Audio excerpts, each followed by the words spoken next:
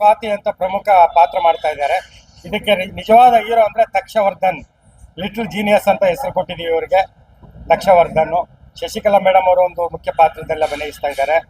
ಅದೇ ರೀತಿ ಈ ಚಿತ್ರದ ನಿರ್ಮಾಪಕರು 5 ಜನ ಇರ್ತಾರೆ. 3 ಜನ ಬಂದಿಲ್ಲ, ತುಂಬಾ ಬ್ಯುಸಿ ಇರೋ ಕಾರಣದಿಂದ. ಭದ್ರಾವತಿ ಅವರವರು, ಒಬ್ಬರ ಹೆಸರು ಪ್ರದೀಪ್ ಅಂತ, ಮತ್ತೆ ಇನ್ನೊಬ್ಬರ ಹೆಸರು ಜೀವಿಯರ್ ಅಂತ, ಶಿವು ಅಂತ, ಮಂಜುನಾಥ್, ಹರಿಕೃಷ್ಣ, ಆಮೇಲೆ ಇನ್ನೊಬ್ರು ಶರಣಪ್ಪ ಅವರಂತ. ಒಂದು ಟೀಮ್ ವರ್ಕ್ ಇದು. ಏನು ಪ್ರೊಫೆಷನಲ್ ಆಗಿ ಕೋಟಿಗಟ್ಟಲೆ ಖರ್ಚು ಮಾಡಿ ಏನು ಸಿನಿಮಾ ಮಾಡ್ತಾ ಇಲ್ಲ. ಈ ಸಿನಿಮಾದಿಂದ ಸಮಾಜಕ್ಕೆ ನಾವು ಏನೇ ಮಾಡಿದ್ರು ಕೂಡ, ನಾವು ಏನೇ ಒಂದು ಐಟಮ್ ಸಾಂಗ್ ಬರಿ ಅಂತ ಯಾರಾದ್ರೂ ಹೇಳಿದ್ರು ಕೂಡ ಅದರಲ್ಲಿ ಸಂದೇಶ ಇರುತ್ತೆ. ಅದೇನೋ ಮೊದಲಿಂದ ಬಂದ್ಬಿಟ್ಟಿದೆ. ನೀವು ಇತ್ತೀಚೆಗೆ ನಮ್ಮ ಹಾಡುಗಳನ್ನೆಲ್ಲ ಕೇಳಿರ್ಬೋದು ನೀವು.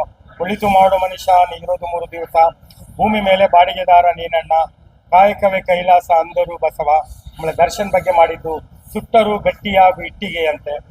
ನಮ್ಮದು ಉದ್ದೇಶ ಏನಂತಂದ್ರೆ, ನಾವು ಕಣ್ಣಿಡಿದು ಏನೋ ಬರೆದಾಗ ಅದರಿಂದ ದುಡ್ಡು ಬರುತ್ತೆ, ಜೀವನ ಆಗುತ್ತೆ. ಎಲ್ಲದಕ್ಕಿಂತ ಹೆಚ್ಚಾಗಿ ಈ ಒಂದು ಅಕ್ಷರಗಳಿಂದ 4 ಜನ ಬದಲಾದ್ರೆ ಅದು ನಮ್ಮ ಸಾರ್ಥಕತೆ. ಎಲ್ಲರ ಸಹಕಾರ ಚೆನ್ನಾಗಿದೆ. ಇದೆಲ್ಲರ ಬಗ್ಗೆ ನಾನು ಹೇಳ್ಬೇಕಂದ್ರೆ ನಮ್ಮ ತಕ್ಷವರ್ಧನ್ ಬಗ್ಗೆ ಮಾತಾಡಬೇಕು. ತುಂಬಾ ಪ್ರತಿಭಾವಂತ. ಈ 6 ವಯಸ್ಸು, ಇವನಿಗೆ 60 ವರ್ಷದ ಒಬ್ಬ ವ್ಯಕ್ತಿಗೆ ಏನು ಬುದ್ಧಿ ಇರುತ್ತೆ ಆ ಬುದ್ಧಿ ಇವನಿಗಿದೆ. ತುಂಬಾ ಮೆಮೊರಿ ಪವರ್ ಇದೆ. ಆಮೇಲೆ ಅವರ ತಂದೆ ತಾಯಿ ನಮಗೆ ತುಂಬಾ ಕೋಆಪರೇಟ್ ಮಾಡ್ತಾ ಇದ್ದಾರೆ. ಇಷ್ಟು ಇವನು ಪ್ರತಿಭಾವಂತ ಆಗೋದಕ್ಕೆ ನೀವು ನೋಡಿರ್ಬೇಕು, ರೀಲ್ಸ್ ಎಲ್ಲ ನೋಡಿರ್ಬೇಕು. ನೋಡ್ತಾ ಇದ್ರೆ ಪದೇ ನೋಡ್ಬೇಕು ಅನ್ಸುತ್ತೆ. ಇವ್ನು ರೀಲ್ಸ್ ನೋಡಿದ್ರೆ ಎಷ್ಟು ನೋಡಿದ್ರು ಬೋರ್ ಆಗಲ್ಲ. ಇಂಥ ಒಬ್ಬನ ಇಟ್ಕೊಂಡು ಇವರೇ ನಮಗೆ ಸೂಪರ್ ಸ್ಟಾರು. ಅರ್ಧಾಯ್ತಾ? ಎಲ್ಲರೂ ಒಳ್ಳೆ ಪ್ರತಿಭಾವಂತರು. ನಾವು ಇವಾಗ ಏನೇನು ಲ್ಯಾಕ್ ಮಾಡ್ತಾ ಇದ್ದಾರೆ ಎಲ್ಲ ಒಳ್ಳೆ ಕಲಾವಿದರು. ಇನ್ನು ಏನಾದರೂ ಆಮೇಲೆ ಯಾರಿಗೂ ಗೊತ್ತಿಲ್ಲ ಸ್ಟೋರಿ ಅದೆಲ್ಲ, ಏನು ಪ್ಲಾನಿಂಗ್ ಎಲ್ಲ ಯಾರಿಗೂ ಏನು ಹೇಳಿಲ್ಲ. ಪ್ಲಸ್ ನಾನು ಏನು ಹೇಳಿದ್ರು ಯಾರು ಸ್ಟೋರಿ ಕೇಳಲ್ಲ, ಏನು ಮಾತಾಡಲ್ಲ. ಈ ಬಂದರೆ ಬನ್ನಿ ಸಪೋರ್ಟ್ ಮಾಡಿ ಅಂದರೆ ಬಂದು ಸಪೋರ್ಟ್ ಮಾಡ್ತಾರೆ. ಆ ಒಂದು ಕಾರಣದಿಂದ ಏನೇ ಪ್ರಶ್ನೆ ಕೇಳ್ಬೇಕಂದ್ರೆ ನೀವು ನಮಗೆ ಕೇಳ್ಬೋದು.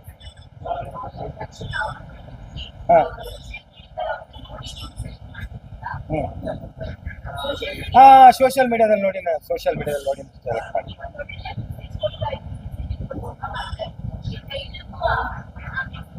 ಓಕೆ. ಇನ್ನೂ ಹೆಸರಿಟ್ಟಲ್ಲ ನೋಡಿ ಮೇಡಮ್ ಅವರೇ. ಇವಾಗ ಚಿತ್ರರಂಗದ ಪರಿಸ್ಥಿತಿ ಇತ್ತೀಚೆಗೆ ಒಂದು 10-15 ವರ್ಷದಿಂದ ಚಿತ್ರರಂಗದ ಪರಿಸ್ಥಿತಿ ಏನಿದೆ ಅಂತ ಎಲ್ಲರೂ ಗೊತ್ತಿದೆ. ಇವಾಗ ಒಂದು ನಾರ್ಮಲ್ ಏನೋ ಒಂದು ಮಾಡ್ತೀವಿ ಅಂದ್ರೆ ಅದು ಸೈಡ್ಗೆ 10ರಲ್ಲಿ 11 ಆಗ್ಬಿಡುತ್ತೆ.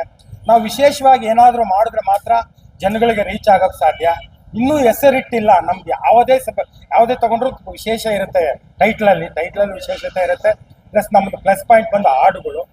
ಇದು ಇನ್ನೂ ಹೆಸರಿಟ್ಟಿಲ್ಲ. ಈ ಕತೆಗೆ ಅದು ತುಂಬಾ ಸೂಕ್ತ ಅನಿಸ್ತು. ಯಾಕೆ ಸೂಕ್ತ ಅಂದಾಗ, ಸಿನಿಮಾ ನೋಡಿದಾಗ ಖಂಡಿತವಾಗ್ಲೂ ನೀವು ಖುಷಿ ಪಡ್ತೀರಾ. ಇದನ್ನ ಬಿಟ್ಟು ಬೇರೆ ಟೈಟ್ಲು ಯಾವುದು ಅದಕ್ಕೆ ಸೂಟ್ ಆಗಲ್ಲ. ಸುಮಾರು ಕ್ಯಾಚ್ ಮಾಡ್ಕೊಂಡು ಬಂದು ಡೈಲಾಗ್ ಏನು ತಪ್ಪಿಲ್ಲದೆ ಹೇಳ್ಬಿಟ್ಟ. ಅವ್ನಿಗೆ ಕ್ಯಾಮ್ರಾ ಇದೆ ಅನ್ನೋ ಸೆನ್ಸೇ ಇರಲ್ಲ. ಅವ್ನು ನ್ಯಾಚುರಲ್ ಆಗಿರ್ತಾನೆ. ಏನೇ ಡೈಲಾಗ್ ಹೇಳಿದ್ರು ಕೂಡ ಎಲ್ಲದಕ್ಕಿಂತ ಹೆಚ್ಚಾಗಿ ಒಳ್ಳೆ ವ್ಯಕ್ತಿ. ಈ ವಯಸ್ಸಿಗೆ ಅವನಿಗೆ ಸಂಸ್ಕಾರ, ಅವ್ನು ಮಾತಾಡೋ ಶೈಲಿ, ದೊಡ್ಡವರಿಗೆ ಕೊಡುವಂಥ ಗೌರವ ಆಗಿರ್ಬೋದು, ಅದೆಲ್ಲ ನನಗೆ ತುಂಬಾ ಇಷ್ಟ ಆಯಿತು. ಆಮೇಲೆ ತುಂಬಾ ಬಿಸಿ ಅನ್ನೋದಕ್ಕಿಂತ ಹೆಚ್ಚಾಗಿ ಸ್ಕೂಲನ್ನು ನೋಡ್ಕೋಬೇಕು, ಎಲ್ಲ ನೋಡ್ಕೋಬೇಕು. ಅಷ್ಟು ಅವ್ರದ್ದು ಆಸಕ್ತಿ. ಅವ್ರ ತಂದೆ ತಾಯಿ ಆಗಿರೋದು ಫಸ್ಟ್ ಸ್ಕೂಲ್ಗೆ ಇಂಪಾರ್ಟೆನ್ಸ್ ಕೊಡ್ತಾರೆ. ನಾವು ಕತೆ ಹೇಳಿದಾಗ ನಾವು ಕತೆ ಹೇಳಿ ತುಂಬಾನೇ ಅವ್ರಿಗೆ ಕನ್ವಿನ್ಸ್ ಮಾಡಿದ್ವಿ ಈ ಥರ ಇರುತ್ತೆ. ಆಮೇಲೆ ಇದು ಜಾಸ್ತಿ ಮಕ್ಕಳನ್ನ ಕಾನ್ಸಂಟ್ರೇಟ್ ಮಾಡ್ತಾ ಇದ್ದೀವಿ. ಇದನ್ನೆಲ್ಲ ತುಂಬಾ ಪ್ಲಾನ್ ಇದೆ. ಇದು ಪ್ರತಿಯೊಂದು ಸ್ಕೂಲ್ ಅವರು ಈ ಸಿನಿಮಾ ನೋಡಬೇಕು. ಇದು ಮೈನ್ ಏನಂತಂದ್ರೆ, ಇವನು ಒಂದು ದೊಡ್ಡ ಒಬ್ಬ ದಾರ್ಶನಿಕ, ಒಬ್ಬ ವೇದಾಂತಿ. ಆ ಲೆವೆಲ್ ಈ ಒಂದು ಸಂದೇಶ ಹೇಳ್ತಾನೆ ಅಂತ ಹೇಳಬೇಕು. ಅದು ಕರೆಕ್ಟ್. ತುಂಬಾ timing sense, comedy timing sense ತುಂಬಾ ಚೆನ್ನಾಗಿದೆ. ಇದರಲ್ಲಿ ಒಂದು ಸ್ಟ್ಯಾಂಡಪ್ ಕಾಮಿಡಿ ಆಗಿ ಕೆಲಸ ಮಾಡ್ತಾನೆ. ಸ್ಟ್ಯಾಂಡಪ್ ಕಾಮಿಡಿ ಆಗಿ, ಆಮೇಲೆ ಎಲ್ಲ ರೀತಿಯಲ್ಲಿ ಒಂದು ಏನೇನು ಟ್ಯಾಲೆಂಟ್ ಇದೆ ಅದನ್ನೆಲ್ಲ ಯೂಸ್ ಮಾಡ್ಕೊಳ್ತೀವಿ.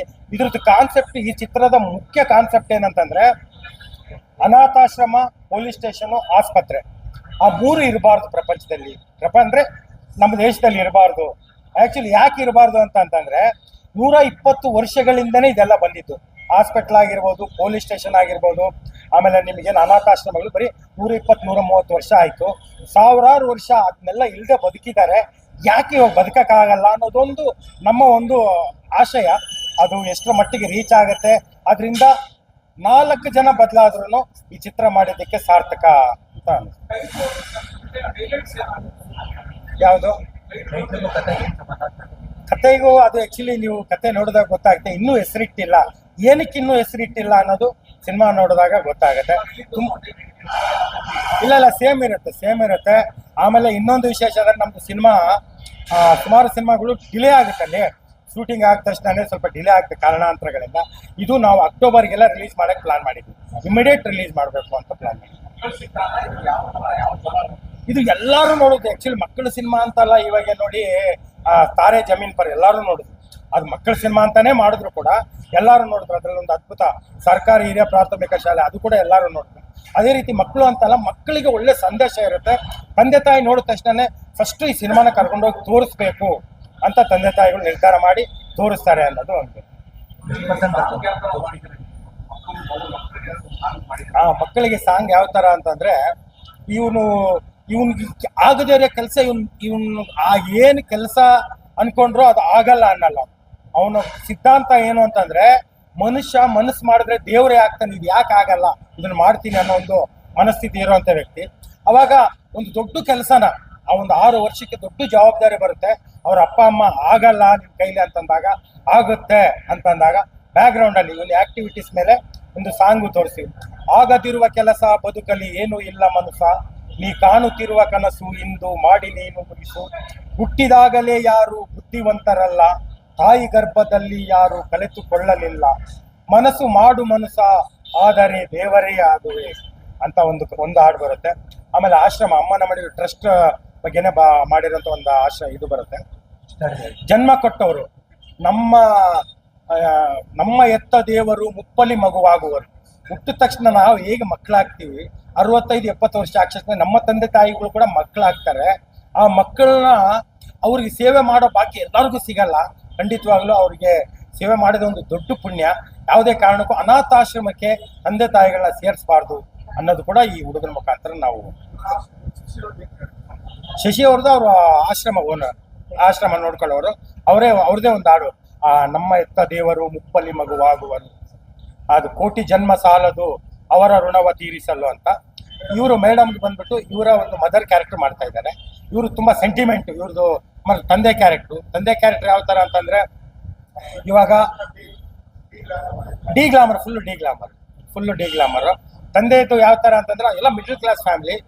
ತಂದೆದು ಇವು ಆನ್ಲೈನ್ ಇಂದ ಎಷ್ಟು ಹಾಳಾಗ್ತಾರೆ, ಆನ್ಲೈನ್ ಇಸ್ಪೆಟ್ಟಿಂದ ತುಂಬಾ ಸಂಸಾರಗಳು ಹಾಳಾಗ್ತಾ ಇದೆ. ಅದ್ರ ಬಗ್ಗೆ ಕೂಡ ಮೆಸೇಜ್ ಇದೆ. ಮೇಕಪ್ ಎಲ್ಲ ಈ ತರ ಎಲ್ಲ ಇರೋದು. ಹೇಳಿ ಸರ್, ಕೆಲವು ಒಂದು ರಿಯಲ್ ಸ್ಟೋರಿಗೆ ಕಾಲ್ಪನಿಕ ಕೂಡ ಆ್ಯಡ್ ಮಾಡಿದ್ದೀವಿ. ಆದರೆ ನಾವು ನೋಡಿದ ಘಟನೆಗಳೇ ಆಲ್ಮೋಸ್ಟ್ ಎಲ್ಲ ಸಿನಿಮಾ ನೋಡಿದ ಘಟನೆಗಳನ್ನೇ ಮಾಡ್ತಾರೆ. ಇದರಲ್ಲೂ ಕೂಡ ನೋಡಿದ ಘಟನೆಗಳೇ ಇರ್ತವೆ. ಬೇರೆ ಪಾತ್ರದವ್ರಿಗೆ ಇಷ್ಟೇ ಜನ ಮಕ್ಕಳು ಇರ್ತಾರೆ, ಇಷ್ಟೇ ಜನ. ಆಮೇಲೆ ಇದರಲ್ಲಿ ಒಬ್ಬ ವಿಶೇಷ ವ್ಯಕ್ತಿ ನಟಿಸ್ತಾ ಇದ್ದಾರೆ.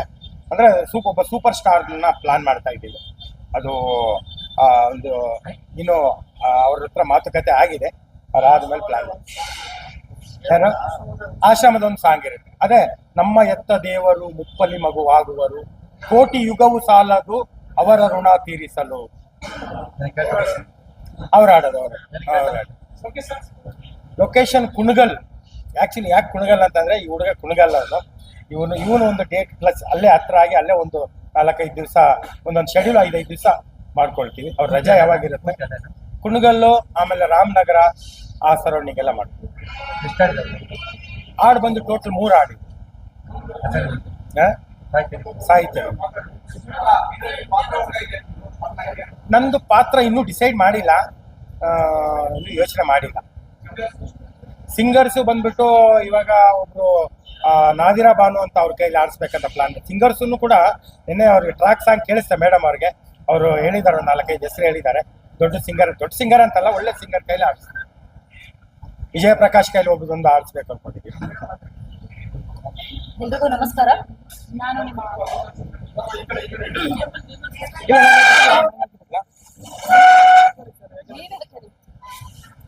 ಎಲ್ರಿಗೂ ನಮಸ್ಕಾರ. ನಿಮ್ಮ ಶಶಿಕಲಾ, ನಿಮ್ಮ ಮನೆ ಮಗಳು. ರಿಷಿ ಸರು ಮೊದಲನೇದಾಗಿ ಒಂದು 20 ವರ್ಷದಿಂದ ಪರಿಚಯ ನನಗೆ. ಇತ್ತೀಚೆಗೆ ಆಶ್ರಮಕ್ಕೆ, ನಮ್ಮ ಅಮ್ಮನ ಮಡಿಲು ಟ್ರಸ್ಟ್ಗೆ ಆಶ್ರಮಕ್ಕೆ ಬರಕ್ ಸ್ಟಾರ್ಟ್ ಮಾಡಿದ್ರು. ಅವ್ರಿಗೆ ಒಂಥರ ಅದು ತಾಯಿ ಮನೆ ಇದ್ದಂಗೆ. ಬರ್ತಾ ಇದ್ರು, ಹೋಗ್ತಾ ಇದ್ರು. ಯಾಕಂದ್ರೆ ಈಗ ನಾನೊಬ್ಳು ಕಲಾವಿದೆ, ಒಂದು 600 ಸಿನಿಮಾ ಮಾಡಿದ್ದೀನಿ. ನಮ್ಮ ಡೈರೆಕ್ಟರ್ಗಳು ನಮ್ಗೆ ಏನು ಒಂದು ಸ್ಕ್ರೀನ್ ಒಂದು ಸೀನ್ ಕೊಡ್ತಾರೆ, ಅದನ್ನ ನಾವು ಓದ್ಕೊಂಡು ನಾವು ಹೇಳ್ಬಿಡ್ತೀವಿ. ಆಶ್ರಮ ಮಾಡಿದ್ಮೇಲೆ ಸತ್ಯ ಏನು ಅಂತ ಅಲ್ಲಿ ಗೊತ್ತಾಯ್ತು. ಆರೋ ಸಿನಿಮಾ ಮಾಡಿದ್ ಬೇರೆ, ಇನ್ನೂ ಒಂದು ಜೀವನ ಇದೆ ಅಂತ ಗೊತ್ತಾಗಿದೆ ನನಗೆ ಆಶ್ರಮ ಮಾಡಿದ್ಮೇಲೆ. ಇಷ್ಟೇ ನಾವು ಜೀವನ ಅನ್ನಿಸ್ಬಿಡುತ್ತೆ. ಆಶ್ರಮಕ್ಕೆ ಬಂದು ಒಳಗ್ ಬಂದ ಮೇಲೆ ಅವ್ರು ಎಷ್ಟೇ ಕೋಟಿಗೆ ಬದುಕಿರ್ಲಿ, ಎಷ್ಟೇ ಬಡವ ಆಗಿರ್ಲಿ, ಅಲ್ಲಿಗೆ ಬಂದ ತಕ್ಷಣ ಏನೂ ಇಲ್ಲ ಜೀವನ ಅಂತ ಗೊತ್ತಾಗ್ಬಿಡುತ್ತೆ. ಯಾಕಂದ್ರೆ ತಂದೆ ತಾಯಿನ ಬೀದಿಲಿ ಬಿಸಾಕಿರೋರ್ನ ನಾವು ಬಾಚ್ಕೊಂಡು ಅವ್ರನ್ನ ತಪ್ಕೊಂಡು ಮುದ್ದಾಡ್ತಾ ಇದೀವಿ ಇವತ್ತು. ಯಾಕೆ ಅಂತಂದ್ರೆ ಇದೇ ತಂದೆ ತಾಯಿ 30 ವರ್ಷಕ್ಕೆ ಮುಂಚೆ ಅವ್ರಿಗೆ ಯಾವ ಫೋನ್ ಇಲ್ಲ, ದುಡ್ಡಿಲ್ಲ, ಕಾಸಿಲ್ಲ, ಏನೂ ಇರ್ಲಿಲ್ಲ ಅವ್ರ ಹತ್ರ ಅವತ್ತು. ಇವತ್ತು ನಮ್ಮ ಹತ್ರ ಫೋನ್ ಇದೆ, ದುಡ್ಡಿದೆ, ಎಲ್ ಬೇಕಾದ್ರೆ ಓಡಾಡ್ತೀವಿ, ಮಾಡ್ತೀವಿ. ಆ ತಾಯಂದಿರ ಹತ್ರ ಏನು ಇರ್ಲಿಲ್ಲ, ಅದೇ ತಾಯಂದಿರು ಇವತ್ತು ಬೀದಿಲ್ ಬಿಡ್ತಾರೆ. ಇದು ಒಂದು ಸಂದೇಶನ ಅವರು ನಮ್ಮ ರಿಷಿ ಸರ್ ಕೊಡ್ತಾ ಇದಾರೆ. ಏನು ಅಂದ್ರೆ ಯಾವ ಮಕ್ಕಳು ತಂದೆ ತಾಯಿನ ಬೀದಿಗೆ ಬಿಡಬೇಡಿ, ಯಾಕೆಂದ್ರೆ ನಿಮ್ಮನ್ನ ತುಂಬಾ ಕಷ್ಟಪಟ್ಟು ಸಾಕಿರ್ತಾರೆ. ಯಾಕೆಂದ್ರೆ ಒಬ್ಳು ತಾಯಿ ಆಸೆ ಪಡೋದು ಏನು ಅಂತಂದ್ರೆ ನಾನ್ ಸತ್ತಾಗ ನನ್ನ ಮಗ ಇರ್ಬೇಕು ಅಂತ ಆಸೆ ಪಡ್ತಾಳೆ, ಯಾವುದೇ ತಂದೆ ತಾಯಿ ಆಗಿ. ಯಾಕಂದ್ರೆ ಒಂದು ಗಂಡು ಫಸ್ಟ್ ಒಂದು ಹೆಣ್ಣಾಗಿರ್ತಾಳೆ, ಆ ಗಂಡು ಬಂದ ಮೇಲೆ ಅವಳು ತಾಯಿ ಆಗಕ್ ಸಾಧ್ಯ. ಅವಳು ಯಾರೇ ಆಗಿರ್ಲಿ ಆವಾಗ ಅವಳು ತಾಯಿ ಹಾಕ್ತಾಳೆ. ಅವ್ನ ಗಂಡ ಅವ್ನ ಎಂತವನೇ ಆಗ್ಲಿ, ಕುಡುಕ ಆಗ್ಲಿ, ಕುರುಡ ಆಗ್ಲಿ, ಕುಂಟ ಆಗ್ಲಿ, ಅವ್ ಮೂಲೆಯಲ್ಲಿ ಬಿತ್ತಿದ್ರು ಒಂದ್ ಹೆಣ್ಣಿಗೆ ತುಂಬಾ ಬೆಲೆ ಇರುತ್ತೆ. ಅವನ್ ಇಲ್ಲ ಅಂದ್ರೆ ನಾಯಿ ಕರ್ದ ಅನ್ನ ಹಾಕ್ತಾರೆ, ಹೆಣ್ಣು ಕರ್ದು ಮಣೆ ಹಾಕಲ್ಲ ಯಾರು. ಈಗ ನನಗೆ ಗೊತ್ತಿರೋ ಹಂಗೆ ಅದ್ರಲ್ಲಿ ತುಂಬಾ ಮಹತ್ವ ಇದೆ. ತಾಯಿ ಅನ್ನೋ ಪದ ತುಂಬಾ ಗೌರವ ಇದೆ, ಅಪ್ಪ ಅನ್ನೋ ಪದ ತುಂಬಾ ಗೌರವ ಇದೆ. ಅದಕ್ಕೆ ಇವ್ರಲ್ಲಿ ಬರ್ತಾ ಇರೋದ್ರಿಂದ ಅಲ್ಲೆಲ್ಲೋ ಒಂದಷ್ಟು ಇವ್ರಿಗೆ ನಿಜ ಜೀವನ ಅರ್ಥ ಆಯ್ತು. ಇದೇ ಗುರುರಾಜ್ ಹೊಸಕೋಟೆ ಬಂದಿದ್ರು, ನೀವಿರೋದಲ್ಲಿ ಇಲ್ಲೆಂಗ್ ಮಾಡ್ದಮ್ಮ ಶಶಿ ಅಂತ, ಅವರು ಅದನ್ನೇ ಕೇಳಿದ್ರು. ಯಾಕಂದ್ರೆ ಇದು ತುಂಬಾ ಪವಿತ್ರವಾದ ಜಾಗ. ನಾವು ದೇವಸ್ಥಾನದಲ್ಲಿ ದೇವ್ರಿಗೆ ಕೈ ಮುಗಿದ್ಬಿಟ್ಟು ಮನೆಗ್ ಬರ್ತೀವಿ, ಆದ್ರೆ 9 ತಿಂಗಳು ಎತ್ತಿರ್ತಾಳಲ್ಲ ಆ ತಾಯಿ ಅಲ್ಲಿ ಬಿದ್ದಿರ್ತಾಳೆ. ಸುಮ್ನೆ ಅಲ್ಲ, ಆ ಬಸ್ರಿ ಅಂದ ತಕ್ಷಣ ಅವಳು 100 ಕನ್ಸುಗಳು ಇಟ್ಕೊಂಡು, 100 ಆಸೆಗಳನ್ನ ಇಟ್ಕೊಂಡು, ಅಪ್ಪ ಅಮ್ಮ ಇಬ್ರುವೆ ನನಗ್ ಮಗು ಹುಡ್ತಾ ಇದೆ, ಹೆಣ್ಣಾಗ್ಲಿ ಗಂಡಾಗ್ಲಿ ಮಗು ಹುಡ್ತಾ ಇದೆ ಅಂತ 1000 ಕನ್ಸು ಕಾಣ್ತಾರೆ. ಆ ತಾಯಿ ತುಂಬಾ ಕಷ್ಟಪಟ್ಟು ಜೀವನನೇ ತ್ಯಾಗ ಮಾಡಿ ಮಕ್ಕಳನ್ನ ಸಾಕಿರ್ತಾಳೆ. ಆ ಮಕ್ಕಳು ದೊಡ್ಡವರಾಗಷ್ಟರಲ್ಲಿ ಅವಳ ಜೀವನ ಸತ್ತೋಗಿರುತ್ತೆ, ಬೇರೆ ಆಪ್ಷನ್ನೇ ಇರಲ್ಲ ಅವಳಿಗೆ ಹೋಗೋದಿಕ್ಕೆ. ಎಲ್ಲೂ ಹೋಗಿ ದುಡಿಯೋದಕ್ಕೂ ಅವಳಿಗೆ ಆಪ್ಷನ್ ಇರಲ್ಲ, ಯಾಕಂದ್ರೆ ಅವಳ ಮೈಯಲ್ಲಿ ಏನೂ ಇರಲ್ಲ, ಮಕ್ಕಳಿಗೋಸ್ಕರ ತ್ಯಾಗ ಮಾಡ್ಬಿಟ್ಟಿರ್ತಾಳೆ. ಆವಾಗ ಅವಳು ಆಗಲ್ಲ ಅಂತ ಬೀಳಿದಾಗ ಅವಳು ಪಡೋ ಸಂತ, ನೋವು, ದುಃಖ ಇದೆಯಲ್ಲ, ಅದು ಇವ್ರ ಹಾಡಿನ ಮುಖಾಂತರ ತೋರಿಸ್ತಾ ಇದ್ದಾರೆ. ನನಗೆ ತುಂಬಾ ಖುಷಿ ಆಯ್ತು. ನನ್ಗೆ ಇದ್ರ ಬಗ್ಗೆ ಏನು ಹೇಳಿರ್ಲಿಲ್ಲ. ನಾನು ಬೆಳಗ್ಗೆ ಫೋನ್ ಮಾಡಿದ್ರು ಬರ್ತೀನಿ ಅಂತ, ಸಂಜೆ ಬಂದ್ರು ಬೆಳಗ್ಗೆ ನೀವು ಬರ್ಬೇಕು ಅಂತ. ಸರ್ ಏನ್ ಸರ್ ದಿಢೀರಂತ? ಹಾಗೆ ಅದು ನೀವು ಬರ್ಬೇಕು. ಸರಿ ಸರ್ ಆಯ್ತು. ಯಾಕಂದ್ರೆ ಅವ್ರು ಅಷ್ಟು ದೊಡ್ಡ ಸಾಹಿತಿ, ಅವ್ರು ಹೇಳಿದಾಗ ನಾನು ಬರಲ್ಲ ಅನ್ನೋಷ್ಟು ದೊಡ್ಡವಳು ನಾನಲ್ಲ. ಮೊದಲನೇದಾಗಿ ನಾನು 600 ಸಿನಿಮಾ ಮಾಡಿದ್ರು ಕಲಾವಿದೆಯಾಗಿ ಈ ಕಡೆ ನಿಂತ್ಕೊಳ್ತಾ ಇದ್ದೆ. ಇವತ್ತು ನನಗೆ ಕ್ಲಾಪ್ ಮಾಡೋದಕ್ಕೆ ಒಂದು ಅವಕಾಶ ಮಾಡಿಕೊಟ್ರಲ್ಲ ರಿಷಿ ಸರ್ಗೆ ನನ್ನ ಕಡೆಯಿಂದ ತುಂಬ ಹೃದಯದ ಧನ್ಯವಾದಗಳು. ಈ ಸಿನಿಮಾಗೆ ಒಳಗಾಗ್ಲಿ ಎಲ್ರಿಗೂ ಆಲ್ ದ ಬೆಸ್ಟ್ ಅಂತ ನಾನು ಹೇಳ್ತೀನಿ. ಈ ಸಿನಿಮಾ ನೋಡಿ, ಬಟ್ ಅಷ್ಟು ಒಂದು ಹಾಡು ತುಂಬಾ ಚೆನ್ನಾಗಿದೆ. ದಯವಿಟ್ಟು ಯಾವ ತಂದೆ ತಾಯಿನ ಬೀದಿಗೆ ಬಿಡಬೇಡಿ. ಅಂಬ್ಲಿನೋ ಗಂಜಿನೋ ಒಂದು ಮೂಲೆಯಲ್ಲಿ ಕೂರ್ಸಾದ್ರೂ ಹಾಕಿ ಬೈಬೇಡಿ, ಹೊಡಿಬೇಡಿ. ನನ್ನ ಒಂದು ದೃಷ್ಟಿಯಲ್ಲಿ ಹೇಳ್ತಾ ಇದ್ದೀನಿ. ಯಾಕೆಂದ್ರೆ ಸಿನಿಮಾ ನಾನು ಆರಾಮಾಗಿ ಮಾಡಿದೆ, ದಿನ ಗಾಡಿ ಬರ್ತಿತ್ತು, ಕ್ಯಾರವನಲ್ಲಿ ಕೊಡ್ತಿದ್ದೆ, 600 ಜನ ಅನ್ನದಾತರು ನನಗೆ ಇವತ್ತು ಬೆಳೆಸಿದ್ದಾರೆ. ಅದು ನನಗೆ ತುಂಬಾ ಖುಷಿ ಇದೆ. ಬಟ್ ಈ ಆಶ್ರಮ ಮಾಡಿದಾಗ ಇಷ್ಟೇನ ಜೀವನ, ಅಪ್ಪ ಅಮ್ಮಂಗೆ ಇಷ್ಟೇನ ಬೆಲೆ. ಇತ್ತೀಚೆಗೆ ಯಾವ ಬೆಲೆನೂ ಇಲ್ಲ ಮಕ್ಕಳ ಹತ್ರ. ತಂದೆ ತಾಯಿ ನರಕ ಅನುಭವಿಸ್ತಿದ್ದಾರೆ, ಒಳಗಡೆ ಕಣ್ಣೀರಲ್ಲಿ ಕೈ ಜೋಡಿತಿದ್ದಾರೆ.